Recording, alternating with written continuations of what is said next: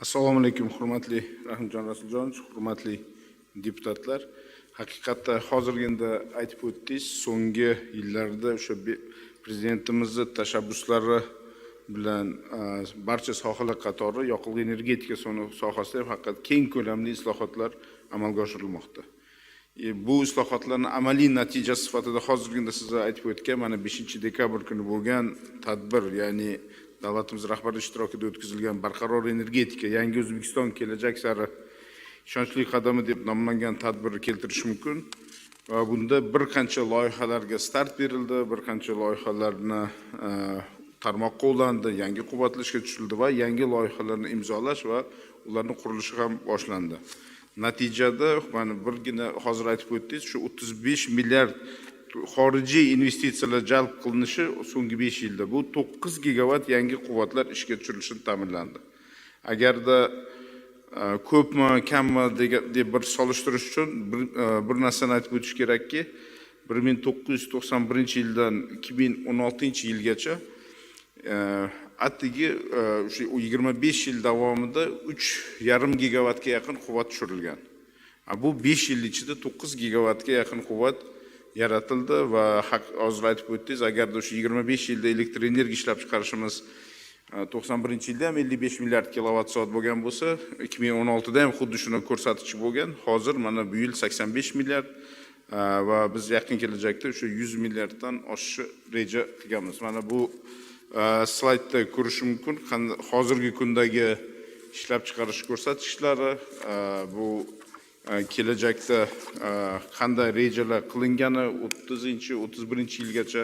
Albatta bir narsani aytib o'tish kerak, buni biz xalqaro konsultantlar, xalqaro moliya institutlari, tegishli ilmiy tekshirish institutlari, professional o'sha konsultantlar bilan birgalikda to'liq tahlil qilgan holda tayyorlaganmiz va bunda eng asosiy urg'uni o'sha prezidentimiz aytib o'tganlaridek yashil energetika olishini 54% ga yetkazish 2030-yilda. Bunda ana ko'rib turibsizlar, yoqilg'i, shartli yoqilg'ini agar biz issiqlik elektrostansiyalarida 20-yil boshida 335 gram 1 kilovatt soatga sarflagan bo'lsak, bu yil yakuni bilan 270 gramga yetkazish va buni yanada o'sha modernizatsiya amalga oshirilgan loyihalar hisobiga yanada kamaytirish vazifasi qo'yilgan.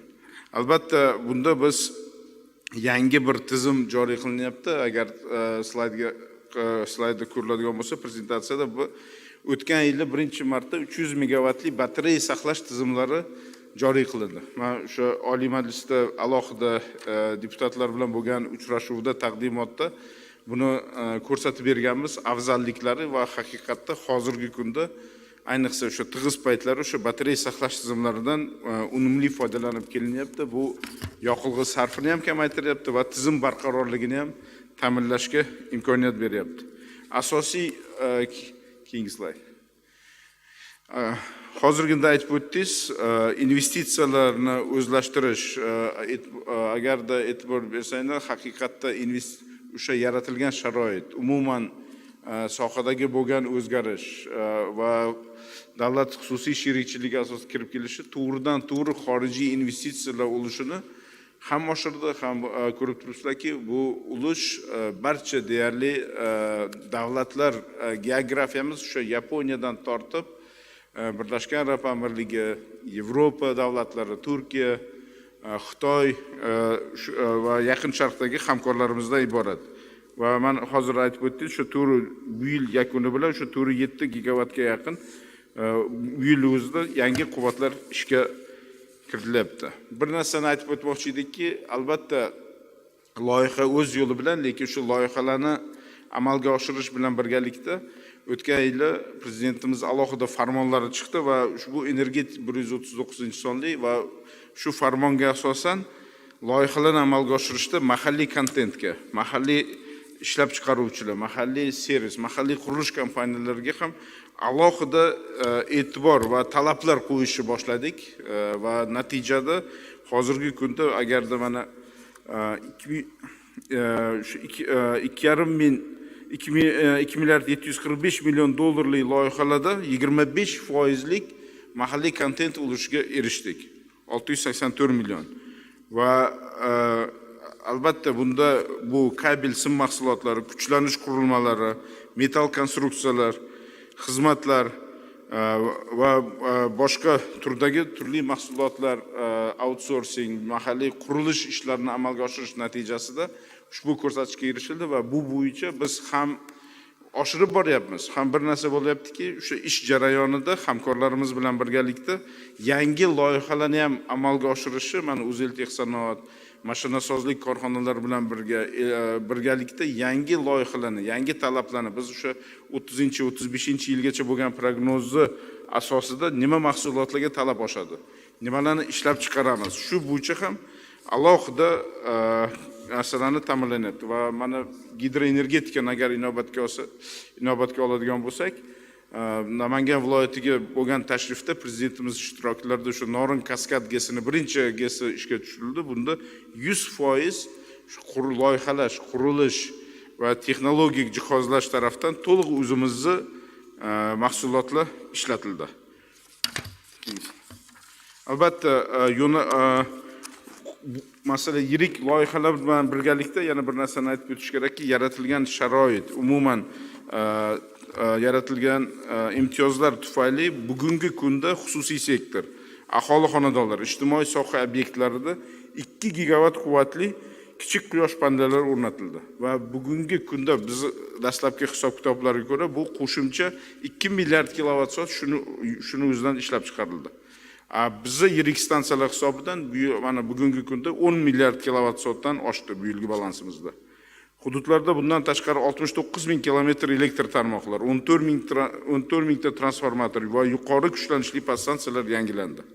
Agarda ruxsat bersanglar, har bir yo'nalish bo'yicha to'xtalib o'tadigan bo'lsak, investitsiya bo'yicha men qisqa aytib o'tdim. Endi generatsiya quvvatlarini oshirish bo'yicha qilayotgan ishlarimizni to'xtaladigan bo'lsak, bugungi kunda 148 ta elektr stansiyalar mavjud bo'lib, umumiy quvvati 25797 megavatga yetdi.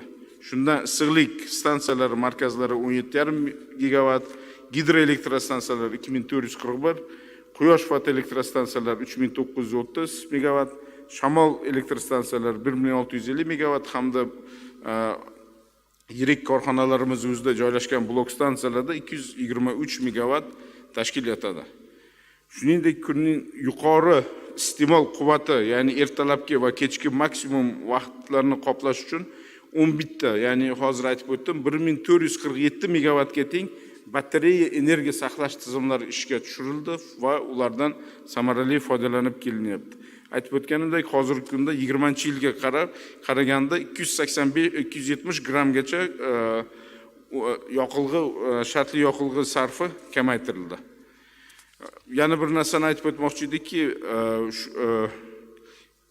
quvvatlarning qariyb 31% hozirgi kunda qayta tiklanuvchi energiya manbalari hisobiga to'g'ri keladi va aytib o'tganimdek 2030-yilga borib biz bu ulushni 54% ga yetkazishni rejalashtirganmiz va umumiy generatsiyani 30-yilga borib 120 milliard kilovat soat elektr tashkil etishi kutilmoqda. Bir narsani aytib o'tishgan, mana buning natijasida 2020-yilda agar 15,5 milliard kub metr tabiiy gaz sarflangan bo'lsa, shuni 81% o'sha yoqilg'i tabiiy 81% umumiy ulushni tashkil qilgan bo'lsa, hozirgi kunda tabiiy gazni ulushi 69,3% ga tushdi va buni biz borgan sari yana qisqartirib boramiz. 2023-yilda elektr energiya ishlab chiqarish uchun 782 ming tonna mazut yoqilg'i sarflangan bo'lsa, ya'ni umumiy generatsiyaning 4,4% ni tashkil qilib, bu yil o'sha yil boshida 185 ming tonna mazut umumiy yil yakunigacha 185 ming tonna mazut yoqishi kutilyapti. Bu faqatgina pik vaqtlarida, o'sha tig'iz vaqtlarida gazni bosim pasaygan paytida. Elektr ta'minotini rivojlantirish bo'yicha to'xtalib o'tadigan bo'lsak, bu yo'nalishga ham prezidentimiz tashabbuslari bilan juda katta mablag'lar sarflanyapti, nafaqat respublika byudjetidan, balki hozirgi kunda shuni alohida ta'kidlamoqchi edimki, mahalliy hokimiyatlar, mahalliy byudjetdan ham alohida bunga e'tibor berilyapti, chunki generatsiya quvvatlarini oshirganimiz bilan tarmoqni rivojlantirmasak, tarmoqqa yetarli mablag' ajratmasak, u yerda eng ko'p avariyalar va eng ko'p uzilishlar sodir bo'lyapti. va birgina masalan hududiy elektr tarmoqlari tizimida 2025-yilda 19 ta podstansiyadan va hozirgi kunda 2 ta yirik podstansiya to'liq yakunlandi. 13 ta podstansiyada ishlar ketyapti. 16 ta obyektda, ya'ni 102 kilometr kabel tarmoqlarini yangilash bo'yicha 3 tasini to'liq yakunlab, 6 tasida ishlar boshlangan. Milliy elektr tarmoqlari aksionerlik jamiyatida ham 23 ta podstansiyani hozir prezidentimiz topshiriqlariga asosan 26-yilda emas, hozirdan boshlandi va 9 tasida hozir amaliy ishlar ketyapti. Shu elektr tarmoqlarini yangi qurilish, modernizatsiya qilish doirasida 17 ta obyekt belgilangan bo'lib, 2 ta obyektda hozir ishlar уже yakunlandi, 3 tasida davom etyapti. Endi kuz-qish mavsumiga bu tarmoqlar qanday tayyorlandi degan mavzuga keladigan bo'lsak, albatta bunda hududlarda o'sha 787 kilometr magistral, 29,5 ming kilometr taqsimlovchi tarmoqlar, 9 ta magistral podstansiyaga transformator va 10.270 ta transformator punkti mukammal ta'minlandi. Shu jumladan Toshkent shahri bo'yicha 863 kilometr taqsimlovchi tarmoqlar, bitta magistral podstansiyaga transformator va 670 ta transformator punkti mukammal ta'minlandi. Jami 7,5 ming kilometr elektr tarmoqlar va 1748 dan ortiq transformator punkti rekonstruksiya va modernizatsiya qilindi. Bundan tashqari joylarda o'sha bir kuz-qishga tayyorgarlik jarayonida 980 ta transformator, 538 tonna transformator moyi, 446 kilometr kabel, 95 tonna sim, 3,6 ming kilometr tayanch hamda 92 mingta ehtiyot qismlar, bu izolyator, ajratgich, muftalar zaxirasi yaratildi. 6500 dan ortiq xodimdan iborat 1201 ta brigada va 905 ta xizmat ko'rsatuvchi avtomashina, 370 ta maxsus texnika shay holatga hozirgi kunda hududiy elektr tarmoqlari bo'yicha umuman elektr energiya ta'minoti bo'yicha tayyorlandi. Respublika bo'yicha 279 ta avariya brigada tashkil etilib, 224 ta avtotransport, 279 ta maxsus texnika biriktirildi, 616 ta payvandlash apparati ta'minlangan. Umuman olganda, mana shu kuz-qish mavsumida respublikada elektr energiya iste'moli qariyb 47 milliard kilovatt-soat tashkil etish kutilmoqda. Bu o'rtacha kunlik 257 million kilovatt-soat yoki o'tgan yil bilan solishtirganda 20 million kilovatt-soatga ko'p. Yoki bir narsani aytib o'tish kerak, mana rejimlarni hisob-kitob qilib, ob-havoni qaraganimizda dekabr oyi va yanvar oyida o'sha havo keskin sovigan, iste'mol oshgan paytda ushbu iste'mol sutkalik 290 million kilovatt-soatga yetishi kutyapti. Va shu bilan birgalikda mana bundan oldin Shavkat Rahimovich aytib o'tgandirlar, biz albatta bir narsani amal qilishimiz kerak. Qo'shnilar bilan birgalikda ishlab, elektr energiyani birgalikda yetkazib berish maqsadida 2,6 milliard kilovatt-soat qo'shnilarga ham yetkazib beramiz. Sababi birinchisi bu suv zaxiralarini o'sha vegetatsiya vaqtiga yetarli darajada suvni iste'molini ta'minlash maqsadida. Endi agarda milliy elektr tarmoqlari bo'yicha hozir aytib o'tadigan bo'lsak, 2025-yilda umumiy 248,8 megawatt amper yangi quvvat yaratildi va 102 kilometr uzunlikdagi yangi tarmoq 35 kilometrlik tarmoqlar modernizatsiya qilindi. Va mana 5-dekabr kuni ular ham Halqa katta podstansiyasi, Toshkent viloyatidagi, Toshkent shahridagi yuksak podstansiyalari ishga tushirildi, yuqori kuchlanishli. Gaz ta'minotini bo'yicha agar to'xtalib o'tadigan bo'lsak, albatta bu yo'nalishda ham bir qancha ishlar amalga oshirildi. Bu gaz transport tizimini ta'minlash maqsadida bu 71 kilometr nuqsonli qismlar almashtirildi. 3,5 ming kilometr quvurlar ichki sirti tozalanib, 91 ta kompressor stansiyada gaz haydash agregatlari ta'mirlab, to'liq magistral gaz tarmoqlari tizimi shay holatga keltirildi. Pastga kuchlanishli, ya'ni past taqsimot tizimida ham 553 kilometr tarmoqlar va 971 kilometr gaz taqsimlash punkti mukammal ta'mirlanib, 50.195 ta gaz taqsimlash punktlari texnik taftishdan o'tkazildi. Shu jumladan agar Toshkent shahrini oladigan bo'lsak, iste'molchilarni gaz ta'minlash maqsadida 9.8 kilometr tarmoq, 181 ta taqsimlash punkti mukammal ta'minlandi va 3641 ta gaz taqsimlash punktlari texnik taftishdan o'tkazildi. 8,5 ming aholini 2 bosqichli tizimga o'tkazildi. Bu yangi o'sha gaz taqsimi GRPlar mana ko'pchiligini bilasizlar. 3 bosqichli bo'lgani oldin yuqori, o'rta, past bosimli, hozir biz shu o'rta bosimlidan to'g'ridan-to'g'ri bevosita iste'molchilarga yetkazib beradigan 2 bosqichli o'sha Italiya tajribasi asosida birinchi o'sha Shayxontohur tumanida qilingan obyekt o'z samarasini berdi. Bu yo'qotishni ham kamaytirish va bevosita oxirgi so'nggi iste'molchilarga gaz yetkazib berishi samarasini inobatga olib, to'liq 2 bosqichliga o'tish bo'yicha ishlar amalga oshirilyapti. Umuman olganda 2025-26 yillar kuz-qish davrida iste'molchilarga 25.4 milliard kub metr, bu o'tgan yilgiga nisbatan 200 million kub metr gaz, tabiiy gaz yetkazib berish kutilyapti. Albatta eng asosiy vazifalarimizdan biri bu gazni yer ostidagi saqlash inshootlarida zaruriy hajmlarda gazni yig'ib olish, bu rejasi bajarildi va uni barqaror ishlashini va barqaror olishini ta'minlash hozirgi kunda umuman o'sha ikkita yirik gaz taqsimot tizimlarimiz barqaror ishlab turibdi. 42 million kub metrgacha kunlik gaz olish ta'minlanyapti.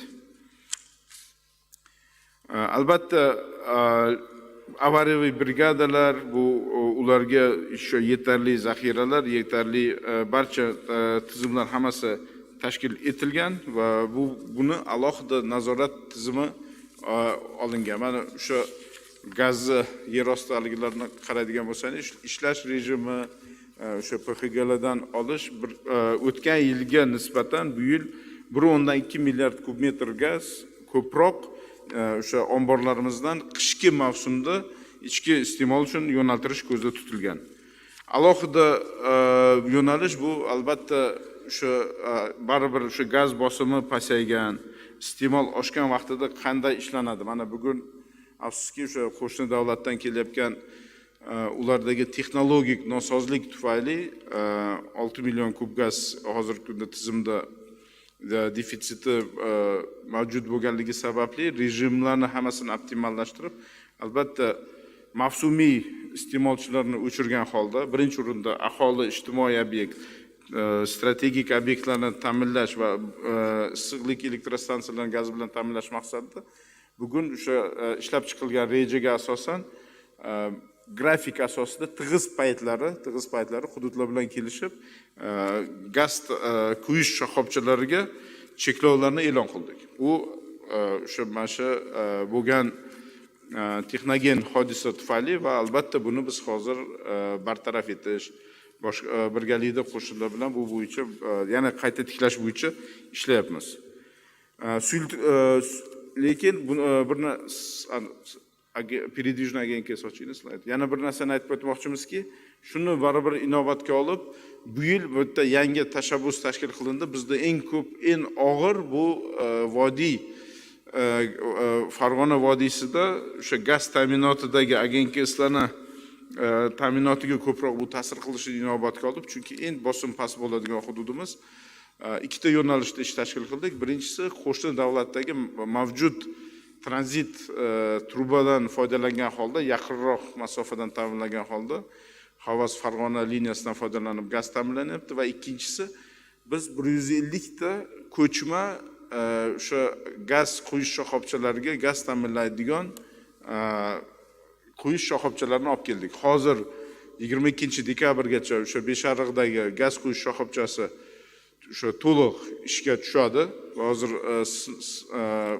uskunalar, texnologik uskunalar, treylerlar, konteynerlar olib kelindi. Bu nimani ta'minlaydi? Bu agarda gaz zapravka o'chgan vaqtida biz o'sha quyish shoxobchasidan o'sha 150 ta передвижной agentliklarni to'ldirgan holda borib bevosita 10 ming kub metrgacha, 5 mingdan 10 ming kub metrgacha agentliklarga ulangan holda o'sha tarmoqda gaz bosimi yetarli bo'lmagan vaqtda ham shu tizimni ishlatish bo'yicha hozir ishga solyapmiz.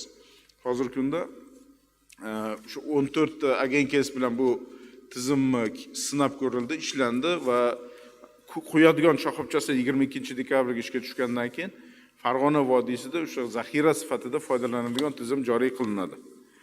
Suyultirilgan gaz ta'minoti bo'yicha alohida albatta bu eng ko'p xalqimizni mana shu e'tirozga ham sabab bo'ladigan joylarda yetkazib berish bo'yicha ham mana oldingi safarlarda ham hisobot berganimizda eng ko'p shu yo'nalish bo'yicha e'tirozlar bo'lgan. Albatta bu bo'yicha ham 25-yilda 663 ming tonna, bu o'tgan yilga nisbatan 23 ming tonna ko'proq rejalashtirilgan bo'lib, hozir 593 ming tonnasini yetkazib berdik.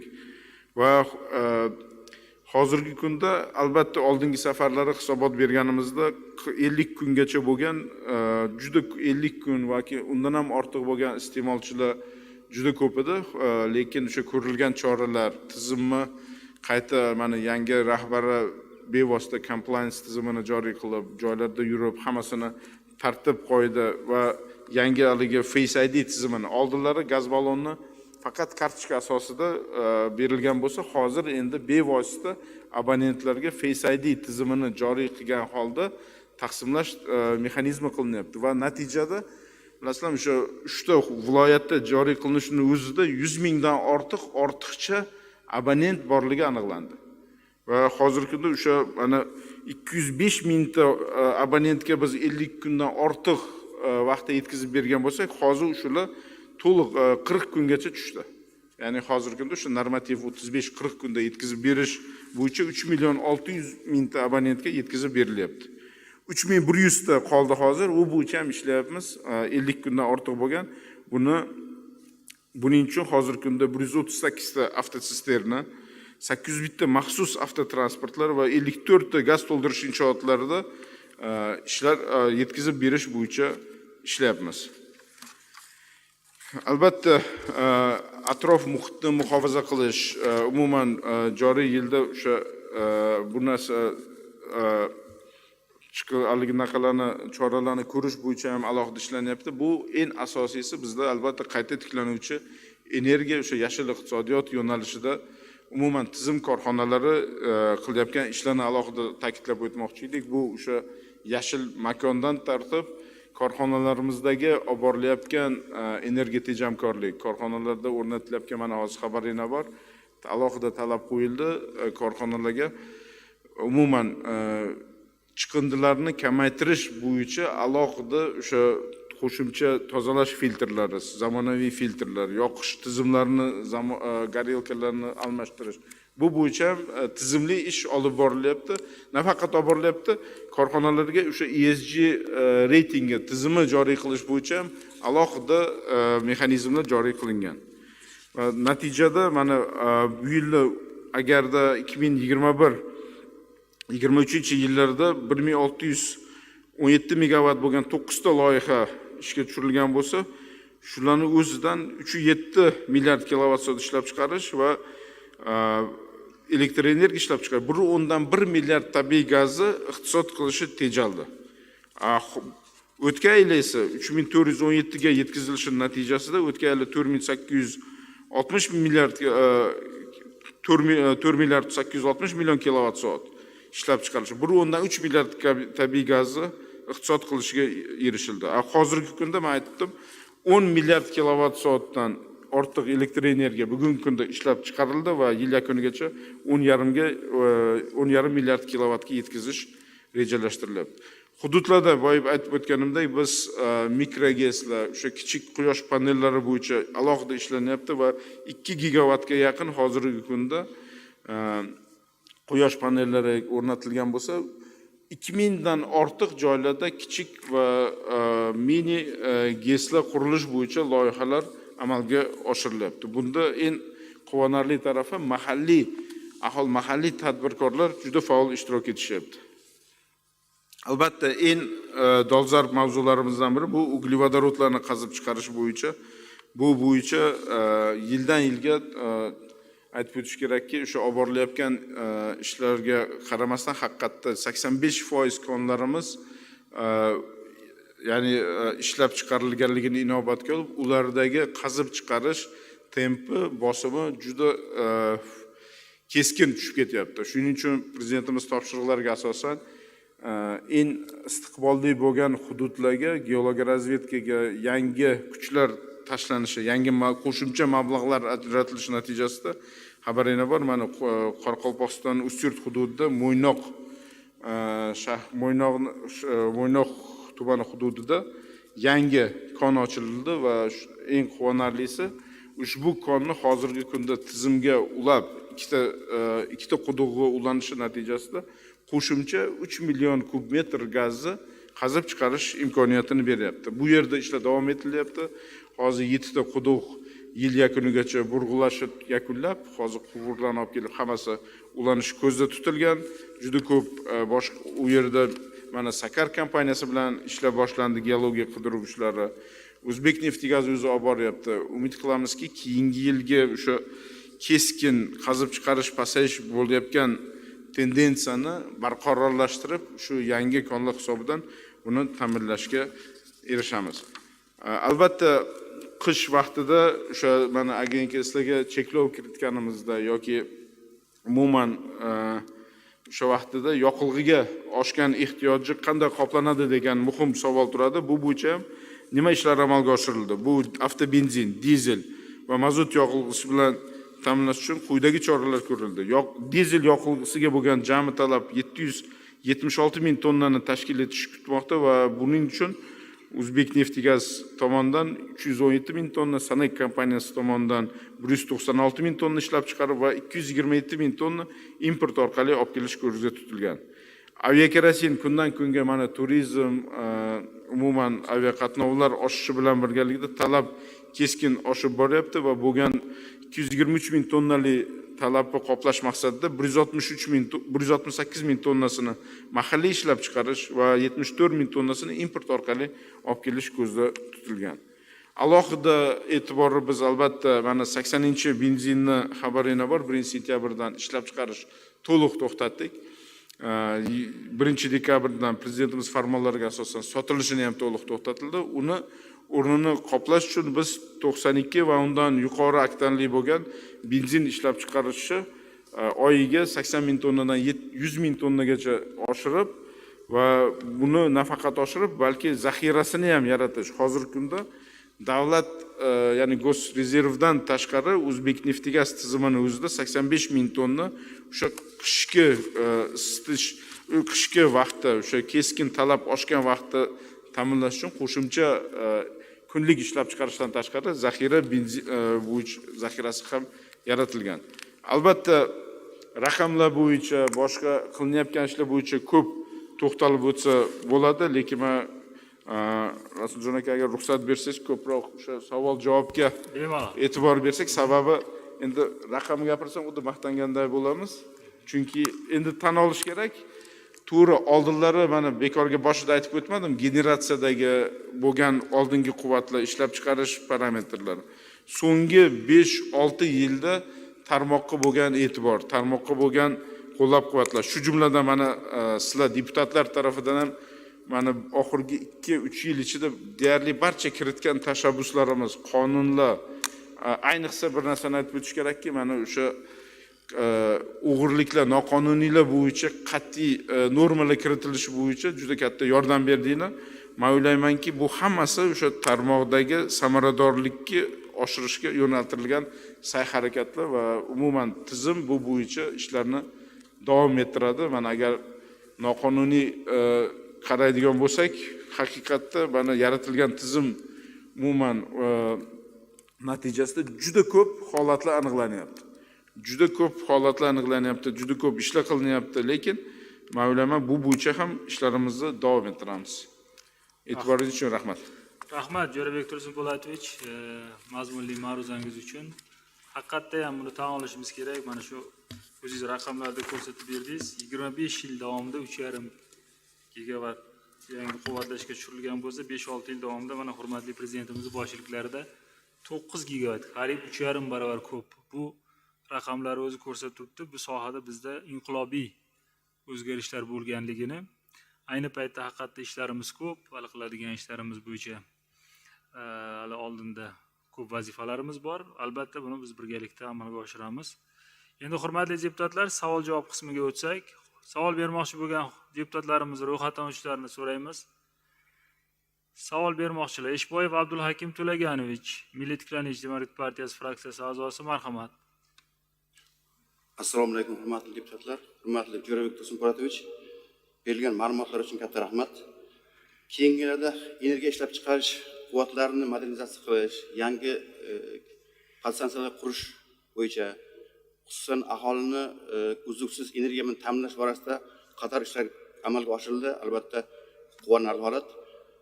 Xususan kuz-qish mavsumida aholini energiya bilan ta'minlash bugungi kundagi asosiy vazifalardan biri. Shulardan kelib chiqib, birinchi savollarim bor edi. Birinchidan 2025-26 yilgi kuz-qish mavsumida aholiga uzluksiz energiya yetkazib beriladimi?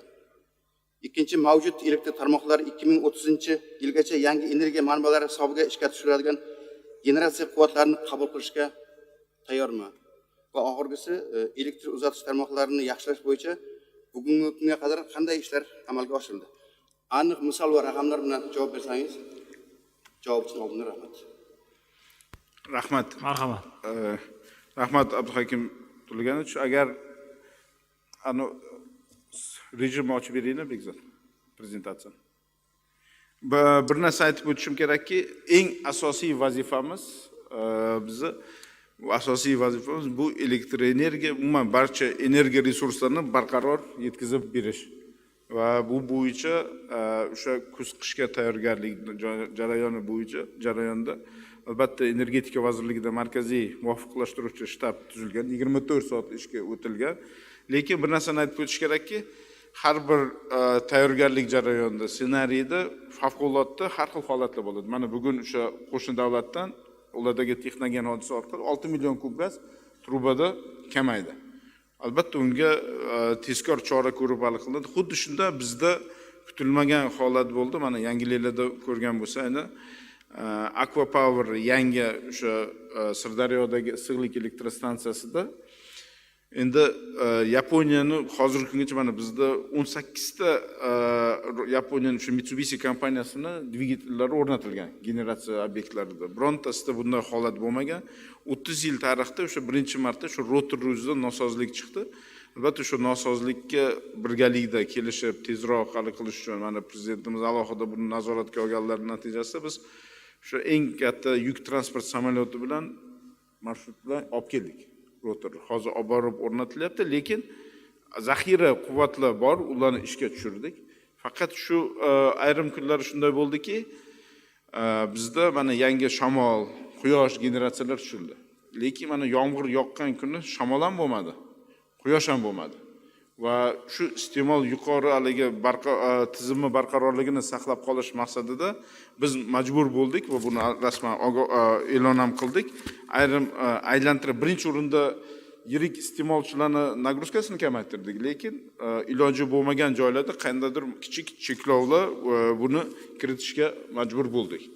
Oldinlari buni верное отключение derdi.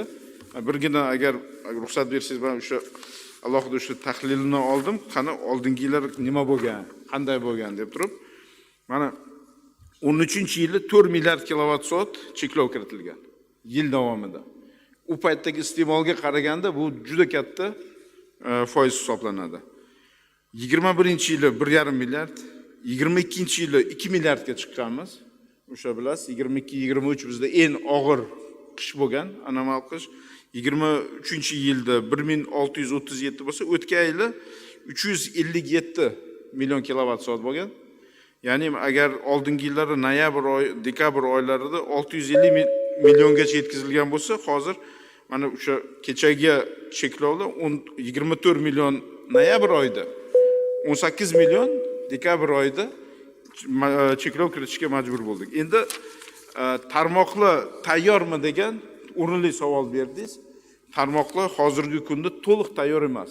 Birinchi o'rinda magistral tarmoqlar. Mana hozir taqsimlash tarmoqlariga juda katta mablag', mana 2 trillion 25-yil o'zlashtiriladi. Lekin magistral tarmoqlar avariyalarni dinamikasini ochib beraydi. Bir narsani aytmoqchimanki, magistral tarmoqlarga uzoq muddat e'tibor bermaganmiz. Chunki yetarli, xuddi generatsiyaga o'xshab yetarli deb yurilgan va hozir o'sha biz oxirgi generatsiya quvvatlarini taqdimotini qilganimizda prezidentimiz topshiriq berdilarki, magistral tarmoqlarni rivojlantirish bo'yicha alohida dastur qilindi. 5000 kilometr yangi tarmoqlar quriladi. Bu 220-500 kilovoltli liniyalar, ya'ni eng yuqori kuchlanishli. Mana agar avariyalarni endi mana bu ishga tushiriladigan, qiladigan ishlarimizni mana bu yerda hammasi ko'rsatilgan, qancha, nima, har bir yo'nalish, transformator, yangi podstansiyalar, 22 ta yangi podstansiya quriladi, yuqori kuchlanishli. Bu hamma hududlarda amalga oshirilyapti. Agar borsangiz mana Farg'ona vodiysida, mana Jizzaxda ishga tushirildi, Navoiyda ishga tushirildi, mana Toshkent viloyatida, Qoraqalpog'istonda yangi 500 kilovoltli quramiz, Xorazmda ishga tushdi Sarimoy podstansiyasi. Lekin agar avariyalarni e'tibor beradigan bo'lsangiz, qana avariyalar dinamikasi.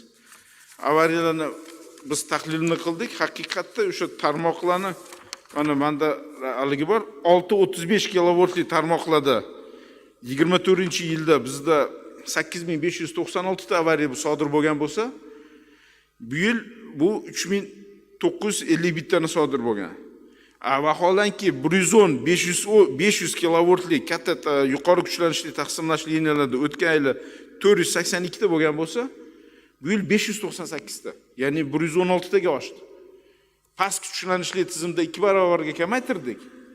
O'sha 2 trilliondan ortiq mablag'lar mahallalarda qilingan ish, hammasi bu o'sha mana hattoki mana shu 2 gigavat nimaga gapirib o'tdim. 2 gigavatlik 2 milliard kilovat soat ishlab chiqargan joylardagi quyosh stansiyaligi, ya'ni tomlarga o'rnatilgan quyosh panellari ham tarmoqqa nagruzkani, yuklamani kamaytiradi.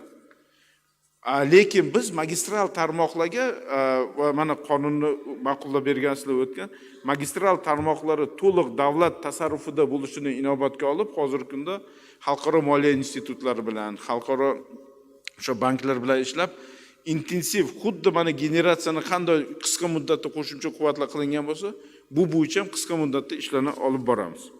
Bu bo'yicha hali ish qiladigan ishimiz juda ko'p. Shuning uchun lekin tizim bor, mablag'lar bor. Mana mahalliylashtirish ham bekorga aytib o'tmadim.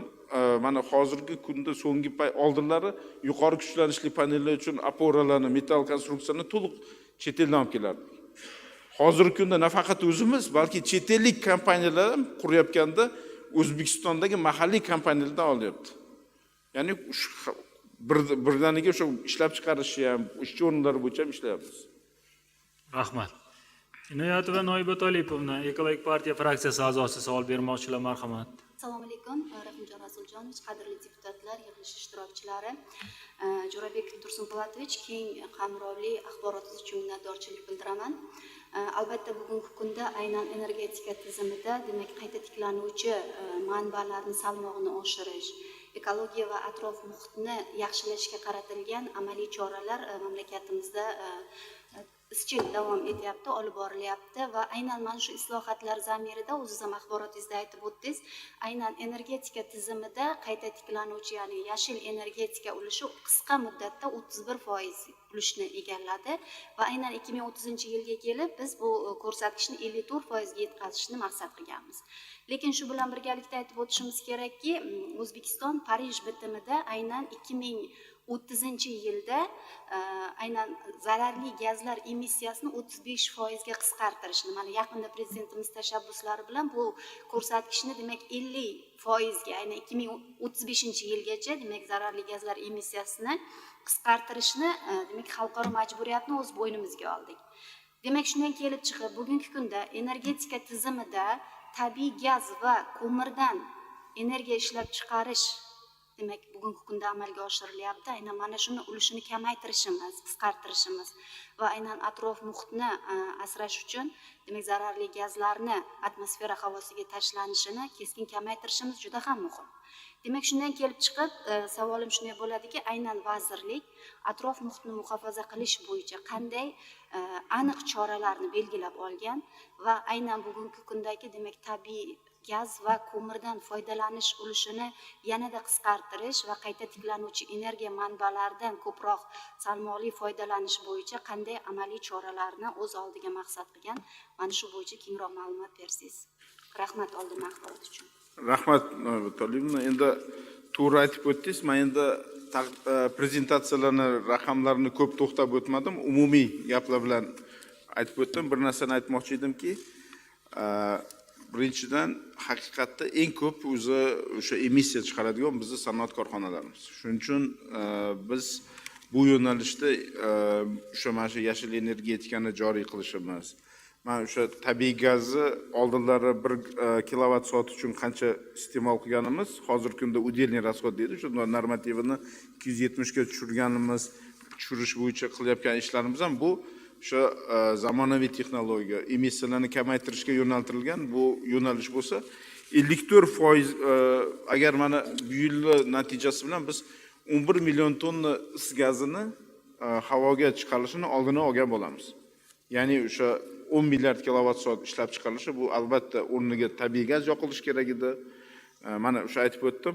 Quyosh shamol bo'lmagan kuni biz maksimal ravishda barcha issiqlik stansiyalarini ishga tushiryapmiz va hattoki o'sha tig'iz paytida mazutni bosim pasaygan paytda mazutni qo'shib yoqishga ishlayapmiz. Albatta bunda lekin ekologik talablar eng asosiy vazifamiz. O'sha yashil energetikani 54% ga eng kamida bu ishlab chiqarishdagi ulushi. Ya'ni quvvatlari bundan ko'p bo'ladi, lekin ishlab chiqarishdagi ulushini 54% ga yetkazish bilan birgalikda gazda ishlaydigan barcha issiqlik, o'sha generatsiya quvvatlarimizni zamonaviyga o'tkaziladi. Bu o'sha zamonaviy PGU, zamonaviy gaz turbinalarini o'rnatish orqali eng kamida o'sha 45% KPD bilan ishlaydigan. Hozir bizda afsuski o'sha 27-30% bilan KPD bilan ishlaydigan stansiyalarimiz ham bor. Bu birinchisi. Ko'mir stansiya bo'yicha mana bir voqeani aytib beraman. Yaqinda bir ishchi guruh vertolyotda abliyot qilib Angrenda, xabaringiz bor, 16-yilda ishga tushirilgan, Xitoy bilan birgalikda o'sha harbiy elektrik qurgan 150 megavatlik yangi ko'mir stansiyamiz bor. Eski blogimiz ham bor, o'sha yangi blog bor. Menga rasmini olib, o'sha komissiya bir a'zosi aytayaptiki, nimaga deydi, mana blogingiz ishlamayapti deydi. Aytdim, "Yo'q, ishlamadi, endi generatsiya quvvati ko'rsatib turadi." Aytdim, "Ishlab turibdi" desam, "Tutuni yo'q-ku" deydi. Yonidagi tutun chiqarib yotdi, bunda chiqmagan. Men nima demoqchiman? Barcha o'zi hozirgi kunda mana Xitoy bu yo'nalishda juda katta ish qilgan, eng zamonaviy Xitoyga ko'mir stansiyalaridagi talablari Yevropa standartidan ham bir karra kuchli. Shuning uchun barcha ko'mir bu energiya balansimizda qoladi. Sababi mana ko'mir 10 million tonnaga yetkazdik, qazib chiqarish oshadi. Shuning uchun ko'mir stansiyalarini ham to'liq modernizatsiya qilamiz. Va bunda faqatgina ekologik talablarga javob beradigan stansiyalarni joriy qilinadi. Endi qolgan ishlar bo'yicha bizda taqdimotimda materiallar bor. O'sha tashlanmalarni kamaytirish, yashil belbog'lar qilish, filtrlar almashtirish. Ruxsat bersangiz, buni batafsil ma'lumotini o'sha qilinayotgan ish alohida sizga taqdim etsak. Rahmat. Lekin bu eng asosiy vazifamiz, chunki aytayapmanki, sanoat korxonalarimizda nafaqat havoga, balki suvga va boshqa chiqindilarni ham tozalash bo'yicha alohida mexanizmlar joriy qilganmiz. Chora-tadbirlar ko'ryapmiz. Rahmat. Yunusov Ziyodbek Alisherovich, Adolat sotsial demokratik partiyasi fraksiyasi a'zosi, savol bermoqchi, marhamat. Assalomu alaykum, hurmatli Rahimjon Rasuljonovich, hurmatli deputatlar. Jo'rabek To'sonboyevich, ma'ruzan uchun rahmat. Haqiqatan ham tahliliy ma'lumotga ega bo'ldik. Endi bu yerda qisman javob ham berdingizki, ya'ni savolimga tarbiyalik ko'rayotganimda o'sha javob bilan aytdingiz, lekin sal qo'shimcha ham ancha talab etiladi. Mana oxirgi yillarda aholiga imtiyozli shartlarda suyultirilgan gaz yetkazib berishda samarali amalga oshirilgan. Haqiqatan ham endi zapravkalarda xizmat ko'rsatish ancha yaxshilangan. Bundan tashqari yaqin kunlarda korxona va issiqxonalarni ko'mirdan gazga o'tkazishda ekologik muhit ham ancha yaxshilandi. Buni o'zimiz ham ko'rdik. Shu bilan birga o'tgan yili anomal sovuq kunlarda boshlanish bilan metan zapravkalarda turna-qator navbatlar, aholi uchun suyultirilgan gaz yetkazib berishda uzilishlar kuzatildi. Undan tashqari ayrim sanoat korxonalarida gazdan uzib qo'yish ham holatlari guvoh bo'lganmiz. Endi shundan savol tug'iladiki, oldingi yilgi xatolarni qilmaslik uchun va yangi mavsumga tayyorgarlik ko'rib olish maqsadida endi mavsum ham boshlandi ham. Savol shundan iboratki, mavsumga tayyorgarlik ko'rishda metan zapravkalarga bu mavsumda uzluksiz gaz yetkazib berish beriladimi deganimda, endi siz hozir aytdingizki, mana o'zim ham internetda o'qib qoldim yaqinda, ya'ni nimalarga, zapravkalarga sal vaqtincha to'xtatiladi. Ya'ni yetkazib beruvchi mamlakat tomonidan sal muammo bo'lganligi sababli yana bir savol, aholini barqaror ravishda suyultirilgan gaz bilan ta'minlash uchun qanday choralar ko'rilgan? Ya'ni endi yillar mobaynida ancha tahliliy ma'lumot ko'rdik. Menimcha energetika vazirligi ham bu sohani tahlil qilib, oldindan zaxiralar amalga oshirilganini, ya'ni buni ham aytib o'tdingiz. Va yana ayrim korxonalar va issiqxonalarning ko'mirdan gazga o'tkazilishi, uzluksiz gaz yetkazib berish salbiy ta'sir ko'rsatmaydimi va gaz yetkazib berish rejasida shuni hisobga olib qayta ko'rib chiqilganmi kabi savollarim bor edi. Endi qisman javob ham oldik, lekin baribir aholi va ijtimoiy obyektlar qiziqtiradi. Oldindan rahmat. Rahmat Ziyodbek Alisherovich. To'g'ri aytdingiz. O'sha haqiqatda birinchisi bu suyultirilgan gaz muammosi, suyultirilgan gazni yetkazib berishdagi doimiy o'sha bo'lgan tizim. Bu yerda bilasizmi, o'sha biz hozir birinchi o'rinda inson omilini kamaytirgan holda raqamlashtirishni to'liq joriy qilishimiz shart. Shunda yetkazib berish, umuman mana o'sha joylardagi noqonuniy holatlar, mana bunkerlar bo'ladi, bilasiz. Shularni oldini olish bo'yicha oldin olgan bo'lamiz. Endi ikkinchisi, albatta bu yetarli hajmda bormi degan ma'noda, mana bu yil hukumat, prezidentimiz ruxsatlari bilan hukumat qarori asosida O'zbekistondagi ishlab chiqarilayotgan to'liq, hattoki xorijiy kompaniyalar tomonidan ishlab chiqarilayotgan suyultirilgan gazi to'liq aholi ehtiyoji uchun olinyapti va hattoki orasidagi tafovut uchun byudjetda subsidiya ajratilyapti. Endi bu agarda biz o'sha hisob kitob qilganimizda shu aytdim, shu 663 ming tonna suyultirilgan gaz to'liq yetadi, lekin faqatgina to'g'ri taqsimlab, to'g'ri yetkazsak. Lekin biz umuman ta'minot jihatdan mana generatsiya quvvatlari, mana yangi batareya tizimlari joriy qilinishini inobatga olib bir narsaga kelinyaptiki, bir narsa bo'lyaptiki, biz bundan buyoq ko'proq elektroenergiya hisobidan isitish, elektroenergiya hisobidan ta'minlash va elektroenergiya bilan barqaror ta'minlash bo'yicha alohida ishlarni olib borishimiz kerak. Mana hattoki o'sha Norvegiya gaz bo'yicha eng boy davlat, eng ko'p haligi qiladi, lekin umuman gazda isitmaydi, to'liq elektroenergiya va ularda issiq, sovuq kunlar bizga nisbatan juda ko'proq. Va shuning uchun hozir alohida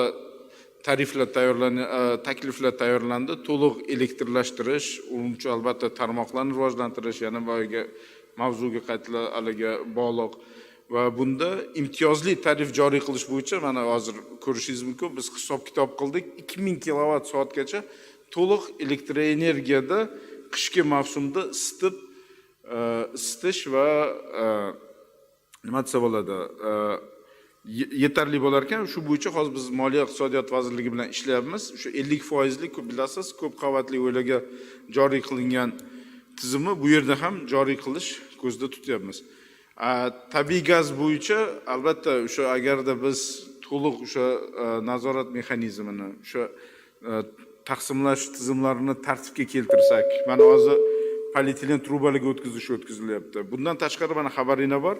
Elektroenergiyada taqsimlash tizimini birinchi marta xalqaro tender asosida Samarqand viloyatini xususiy investorga berilyapti. Xuddi shunday hozir biz Osiyo taraqqiyot banki bilan birgalikda gaz taqsimlash tizimi bo'yicha ham ishlayapmiz. Ya'ni bu yerda xususiy investor, xususiy operatorga taqsimot tizimini berib, uni shu bo'yicha ishlarni davom ettiramiz. Rahmat. Imomova Sayyora Yaqubayevna, Xalq Demokratik partiyasi fraksiyasi a'zosi savol bermoqchilar, marhamat. Assalomu alaykum, hurmatli Rahimjon Rasuljonovich, qadrli deputatlar va yig'ilish ishtirokchilari. Jo'rabek Tursunpo'latovich, katta rahmat bergan axborotingiz uchun. Barchamizga ma'lum, so'nggi yillarda qayta tiklanuvchi energiya loyihalarini keng miqyosda joriy etish, tarmoqlarni modernizatsiya qilish, narx barqarorligini ta'minlash va ijtimoiy himoya mexanizmlarini kuchaytirish bo'yicha katta islohotlar amalga oshirilmoqda. Shuningdek, yig'ilishlarda prezidentimiz, ya'ni davlatimiz rahbari tomonidan ham ijtimoiy loyihalarni kengaytirish, ehtiyojmand aholi qatlamini qo'llab-quvvatlash masalalariga alohida to'xtalib o'tiladi-da. O'tgan yili tegishli hukumat qarori qabul qilinib, unga ko'ra aholining ijtimoiy himoyaga muhtoj qismini aynan mana shu energiya ta'minoti ehtiyojlariga imtiyozlar berish va isitish mavsumida kompensatsiya imkoniyatlari belgilangan edi. Aytingchi, energiya ta'minotida ehtiyojmand aholi qatlamini qo'llab-quvvatlash mexanizmlarini takomillashtirish bo'yicha qanday ishlar amalga oshirilmoqda va yashil energiya stansiyalari qurilishi energiya narxlarining barqarorligini ta'minlash, importga bog'lanib qolmaslik va boshqa ijtimoiy tomonlardan qanday aniq foydali jihatlarga xizmat qiladi? Javobingiz uchun oldindan rahmat. Katta rahmat savolingiz uchun, Sayyor Yakubovna. Avvalambor eksport importini ochaylik elektr energiyani. Bir narsani aytib o'tmoqchi edimki, mana shu oxirgi yillardagi qilingan islohotlar, boshqasi umuman olib borgan ishlar natijasida bir narsani aytib o'tmoqchimanki, O'zbekiston endi bunda umumiy biz chunki qo'shnilar bilan to'liq olamiz ham, yetkazib beramiz ham, mana chunki yozda suv bilan bog'liq haligi bo'lganligi uchun elektr energiya olamiz va shuni inobatga olib biz netto importyordan, ya'ni oldinlari fizik jihatdan ko'proq elektr energiya import qilib, undan kamroq eksport qilgan bo'lsak, mana bu yildan ijobiy narsaga o'tdik, netto eksportyorga chiqdik. Bu albatta o'sha qo'shimcha zaxira, qo'shimcha elektr energiya quvvatlarini yaratilish hisobiga. Nafaqat bu, balki mana o'sha suv xo'jaligi bilan bog'liq bo'lgan mutaxassislar tasdiqlashi mumkinki, o'sha qo'shimcha elektr energiya qo'shnilarga, ayniqsa Qirg'iziston, Tojikistonga yetkazib berilish natijasida bu yil Shavkat Rahimovich aytgandirlar, 35% ga suv kam bo'ldi. Lekin shunga qaramasdan yog'ingarchilik yozda deyarli bo'lmadi, lekin mana shu suv va energetika xo'jalik vazirliklari Markaziy Osiyodagi o'sha barcha tizimlar birgalikda ishlaganligi natijasida biz har chorak ko'rishamiz, balansdan ko'rib chiqib hal qilamiz. Natijada yozda suvda biron bir joyda fermer xo'jaliklari sezgani yo'q. Endi ayrim yerlarda nasos ishlamay, boshqa gap endi bilmadimmi, lekin umuman suv balansi bo'yicha muammo bo'lgani yo'q. Men o'ylaymanki, o'sha prezidentlarimizni mana shu Markaziy Osiyodagi yaratilgan muhit bunga eng asosiy zamin bo'ldi. Chunki doimiy muloqotdamiz. Kerak bo'lsa kunlik ham. Endi ehtiyojmand oilalar bo'yicha aytadigan bo'lsak, bir narsani aytib o'tmoqchimanki, ehtiyojmand oilalarga mana o'tgan yil joriy qilingan mexanizm haqiqatda o'z samarasini berishni boshladi. Birinchidan, endi biz ko'p birgalikda ishlab ijtimoiy himoya milliy agentligi buni endi ular taqsimlab haligi qiladi, mablag'ini ham. Avvalambor reyestrda unchalik o'sha darajagacha iste'mol qiladigan yoki shunga ehtiyoj bo'lgan oilalar o'sha biz kutgandan ham kamroq chiqdi. Shuning uchun ham hattoki qo'shimcha ravishda e'tibor bergan bo'lsangiz, prezidentimiz topshiriqlari bo'yicha yana qo'shimcha reyestrga ko'proq axvat qilish uchun ishlandi. Albatta, mana biz o'zimizni yashil energetika yo'nalishida qilganimiz prezidentimizning qarorlari asosida hozir 200 ta mahallada hozir 14 tasida amaliy ish boshlandi. Pilot loyihalar bu mahallalar hududida 200-300 kilovatlik quyosh stansiyalarini, kichik quyosh stansiyalarini qurib, u yerda birinchi o'rinda ehtiyojmand oilalardagi fuqarolar ishga joylashadi. Endi to'g'ri kamchilik 3-4 kishi bo'lishi mumkin, chunki ko'p ish kuchi talab qilmaydi. Va ulardagi ishlab chiqargan o'sha 200 kilovat norma elektr energiya ehtiyojmand oilani ehtiyojini to'liq qoplagan holda qolganini bizni hududiy elektr tarmoqlari sotib oladi tarmoqqa va mablag' ortiqchasi mahalliy komitet jamg'armasiga tushib, o'sha hududda o'ziga ishlatiladi. Hozir 14 ta loyiha bo'yicha ishlayapmiz, ikkitasi ishga tushdi. Keyingi yili ana o'sha prezidentimiz 5-dekabr kuni aytgan ma'ruzalardan bu qamrovni kengaytirib ko'proq axvat qilmoqchimiz. Men o'ylaymanki, borgan sari yangi texnologiya, yangi yechimlar chiqqan sari bu bo'yicha ishlarni takomillashtirib boramiz albatta. Rahmat. Tilavoldiyev Nodirbek Hokimovich, Milliy tiklanishchilar partiyasi fraksiyasi a'zosi, savol bermoqchi, marhamat. Assalomu alaykum, rahmat so'z berganingizga. Jo'rabek Tursunpo'latovich, ma'lumot uchun katta rahmat. Mani savolim qisqa. Joriy yilda oktyabr oyida Amerika Qo'shma Shtatlari ma'muriyati tomonidan Rossiya Federatsiyasining eng yirik energetika kompaniyasi Lukoilga nisbatan sanksiyalar joriy etildi. Mana taqdimotingizda ham o'zingiz hozir ma'lum qildingiz, Rossiya Federatsiyasi O'zbekistonda energetika sohasiga eng katta investorlardan biri hisoblanadi. Jumladan Lukoilda ham bugungi kundagi O'zbekistonga investitsiyasi 10 milliard dollardan ortadi. Xo'sh, ushbu sanksiyalarda joriy etilishi Lukoilga nisbatan Lukoilda O'zbekistondagi loyihalarga qanaqa ta'sir qiladi va umuman bu sanksiyalar joriy etilishi O'zbekistonda yoqilg'i energetika sohasiga ham ta'sir qilishi mumkinmi? Shu bo'yicha fikringizni bilmoqchi edim. Rahmat. Albatta, juda dolzarb mavzu. Bu bo'yicha biz ishlarni olib boryapmiz. Endi Rossiya bizni o'sha qolgan hamkorlar kabi eng yirik ham investor, ham hamkorimiz. Lukoil kompaniyasi mana 20 yildan ortiq O'zbekistonda ishlayapti. Samarali ishlayapti. Tan olish kerakki, ham zamonaviy texnologiya, zamonaviy boshqaruv tizimini joriy qilgan. Bu bo'yicha juda mana hozir ko'pchilik o'sha Lukoil hatto zapravkalarda mana keng mashg'ulotlarga bo'lyapti, kengayapti. Albatta, mana kecha Istanbulda o'sha Turkiy davlatlar tashkilotining energetika vazirligining uchrashuvi ham bo'lib o'tdi. Men ertalab shu yerdan qaytib keldim.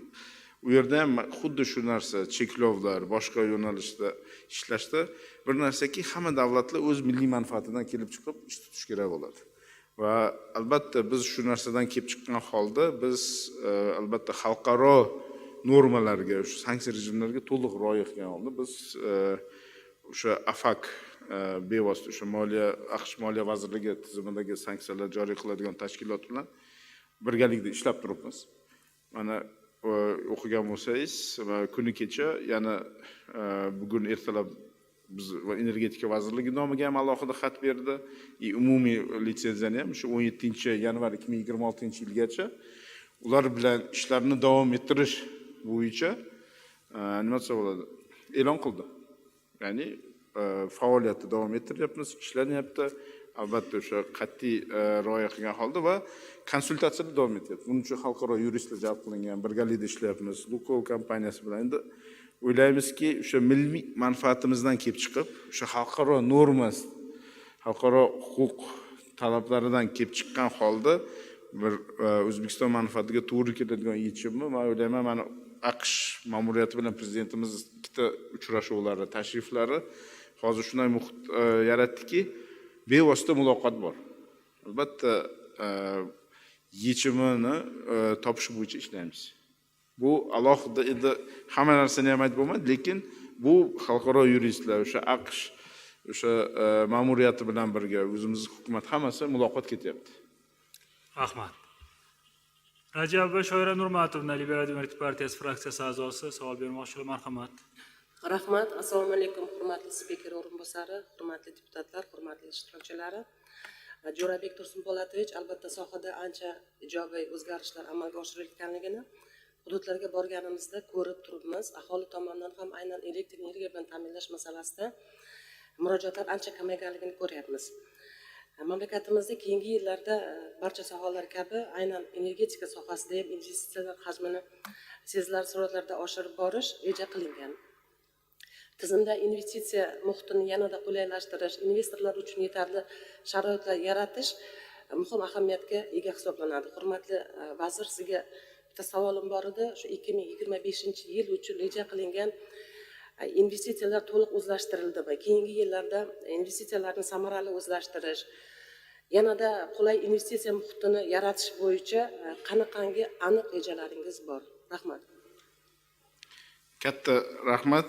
Shoira Nurmatovna, bir narsani aytib o'tmoqchimanki, agar o'sha mana investitsiyalarni grafikni uchun dinamikasini ko'rgan bo'lsaydi, bu sohaga investorlarning kirib kelishi bevosita o'sha yo'nalishda boshlangan reformalar bilan 2019-yilda o'sha 1 fevral energetika vazirligi tashkil qilinishi bilan, keyin bu sohadagi o'sha davlat xususiy sherikchilikka joriy qilish birinchi hozirgi kunda eng ko'p davlat xususiy sherikchilik asosida amalga oshirilayotgan loyihalar energetika sohasida va aytib o'tish kerakki, bu nimadan davlat yaratilgan qonuniy ba'zi yaratilgan sharoit, o'sha investorlarni bo'lgan ishonch.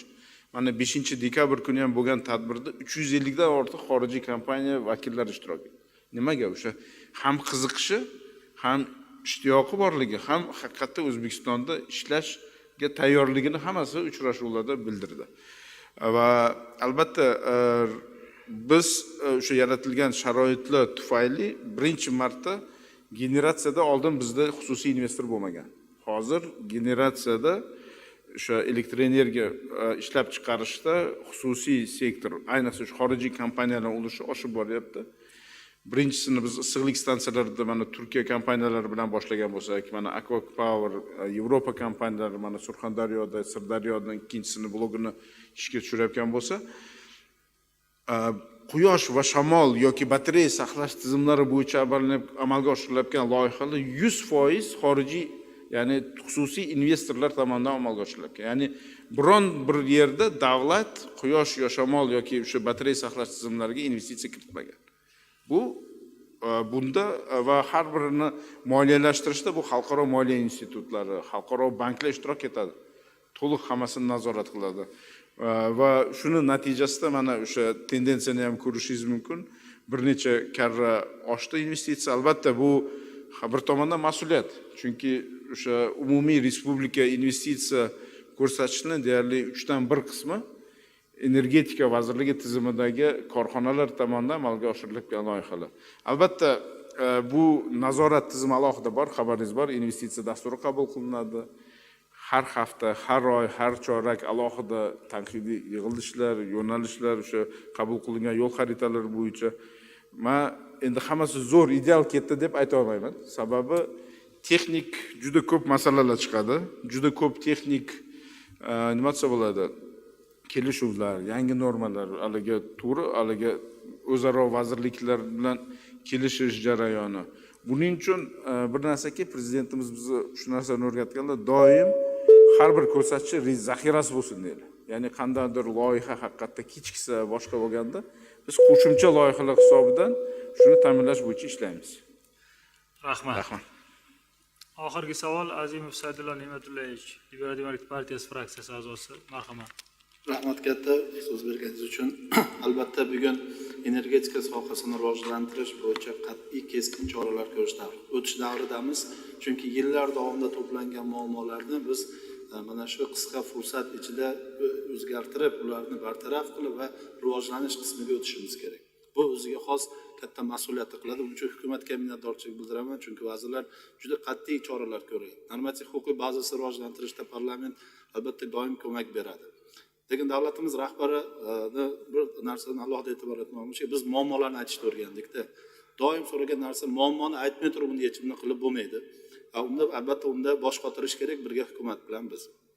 Shu o'rinda ikkita savolni bermoqchiman. Birinchisi, hozir jadvalni ko'ryapman. Taqdimotda 3 va 4 grafalarni e'tiborga olasak, gidroenergiya sohasidagi GESlardagi dan energiya olish tizimi pasayib borgan. Aslida o'sha gidroenergiya sohasi eng arzonlardan biri hisoblanadi, chunki unda suvdan olinadi, suv kirib chiqib ketadi xolosda. Ana shuning orasida biz tok olamiz. Tabiiy gazni tejash albatta juda muhim. Bu bizni farzandlarimizga qoladi. Bugun arzon narxda gazni xohlagancha ishlatib olib, ertaga farzandlarimizga, O'zbekistonning kelajak avlodidan oldagi mas'uliyatimizni unutmasligimiz kerak. Lekin bunda energiyani tabiiy foydalanishda albatta nima deydi, oqilona yondashishni ham talab qiladi. Endi xalqda bitta narsa ko'tarilyapti. Hozir ma'ruzangizda ham taqdimotda ham qisqa aytib o'tdingiz, aynan tariflar masalasida bo'lyapti. Ana shu borganimizda bitta muammo shu tariflarga ko'proq e'tirozlar bo'lyapti. Xususan mana kuz va qish mavsumlarida. Yoz va qish masalasida. Qishda bilamiz albatta ortib boradi. Shu bo'yicha vazirlik tomonidan qanday demak takliflar mana shu muammo bo'yicha o'ylanyapti. Xususan imkon bormi hasabi yoz oylarida ana shu tarifni kamaytirish va qish oyi qimmatlatish va qishda kamaytirish orqali balansni to'g'rilab olish yoki yana bir gazlashmagan hududlarga alohida boshqacha tariflarni belgilash orqali mana shu o'tish davridagi fuqarolarimizda ham mana shu muammolarni yechib ketgan bo'lardi. Demak, ikkita savolim, birinchisi gidroenergiyaning tushish sabablari, ikkinchisi tariflar bo'yicha yanada batafsil axborot bersangiz. Rahmat. Rahmat Sadlo Ne'matullayevich. Avvalambor men Sayra Yakubovnadan uzr so'rayman. Boya o'sha haligi tariflar bo'yicha ular savollarga javob bermadim. Qanaqa ta'sir qiladi boshqa? Bu va bevosita mana Shoira Nurmatov Ne'matullayeva sharoitli investorlar. Biz balans ushlashimiz kerak. Agarda bilasizlarmi, qachon investorlar bizga ishonib keldi? Birinchidan o'sha aytdingiz, qonunchilik bazasi hammasini qilganimizdan keyin, ikkinchisi tarifda reformalar boshlangandan keyin. Tariflar oshirilgandan keyin. Endi sababi e'tibor bersangiz, past tarif bo'lgan joyda deyarli investitsiya kirmaydi. Sababi xorijiy investorlar bu mablag'ini qaytarishni o'ylaydi. Xalqaro moliya institutlari yoki banklar sarmoyani qaytarishni o'ylaydi. Shuning uchun bu yerda biz balans ushlash bo'yicha harakat qilamiz. To'liq o'sha hozir hattoki shu mana energiya sotish tizimida ham raqamlashtirish, ham sun'iy intellekt qilib o'sha davlat xususiy sherikchilik stansiyalarini qaysi birini qaysi payt ishlatish, qaysi, ya'ni iqtisodiy samaradorlik, birinchisi texnologik albatta rejimdan kelib chiqib, ikkinchisi iqtisodiy samaradorlikdan kelib chiqib rejimini moslab umumiy tarifni saqlab qolish bo'yicha. Chunki sababi albatta maqsad ikkinchi tomondan sanoat rivojlantirish uchun imtiyozli berishimiz kerak. Hammasi nima deydi? Mana hozir Qoraqalpog'iston hududi uchun alohida tariflarni joriy qilinganligini ham sababi biz Qoraqalpog'iston hududida qayta tiklanuvchi energiyani 5 gigavatli yangi quvvatli tushiramiz. Ya'ni arzonroq, lekin albatta buni o'sha batareya saqlash, mana yangi texnologiyalar rivojlangan sari bu sal narxlar tushib, balans qilish imkoniyati bor. Hatto mana kecha kuni 5-dekabr kuni kelganda yangi yechimlar bo'yicha mana Emirat Birlashgan Arab Amirligining vaziri taklif berdiki, 24 soat qayta tiklanuvchi energiya, ya'ni ko'proq batareya saqlash tizimi qilib, gibridniy stansiya qilib, to'liq tizimga kafolatli 24 soat bera oladigan tizimni ham taklif qildi. U bo'yicha ham hozir hisob-kitob qilib ishlaymiz. Albatta tarif bu yerda balans ushlashimiz kerak.